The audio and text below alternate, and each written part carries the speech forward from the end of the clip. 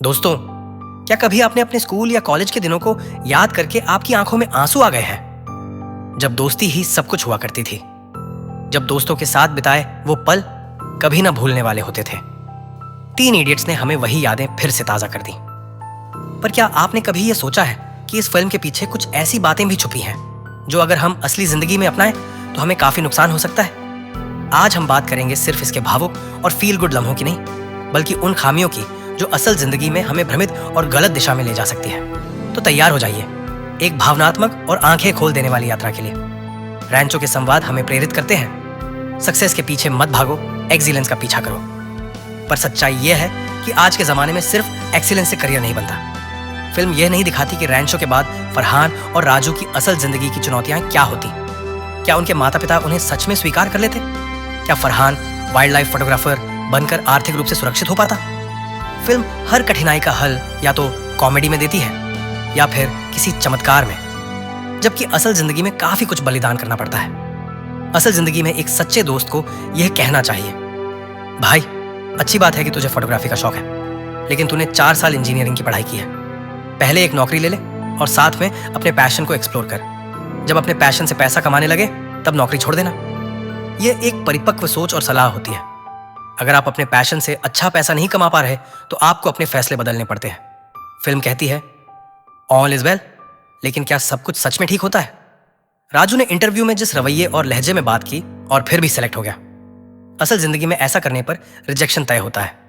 इस तरह की कहानी गढ़ने से एक तरह की टॉक्सिक पॉजिटिविटी फैलती है। हम फालतू में ऐसे सीन से प्रेरित होकर खुद को सस्ते डोपामिन्स दे रहे हैं। फिल्म ने तनाव, मानसिक दबाव और प्रेशर को दिखाया, लेकिन उनके हल पूरी तरह अवास्तविक थे।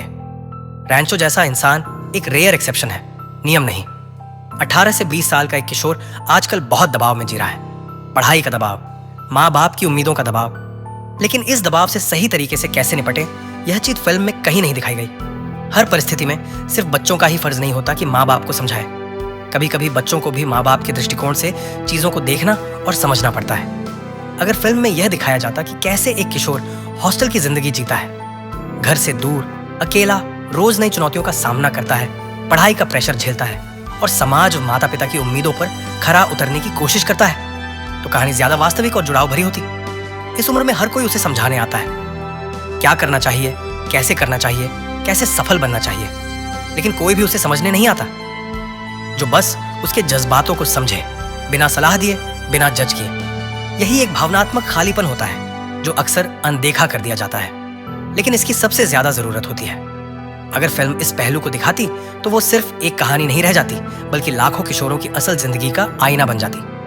जब हम तीन इडियट्स देखते हैं तो हमें अपने कॉलेज के दिन याद आ जाते हैं, हंसी, आंसू, संघर्ष। लेकिन फिल्म एक खतरनाक संदेश भी देती है कि सिस्टम गलत है और अगर आप अलग चलेंगे तो सब कुछ सुलझ जाएगा। पर हर छात्र रैंचो नहीं होता, हर शिक्षक वायरस नहीं होता।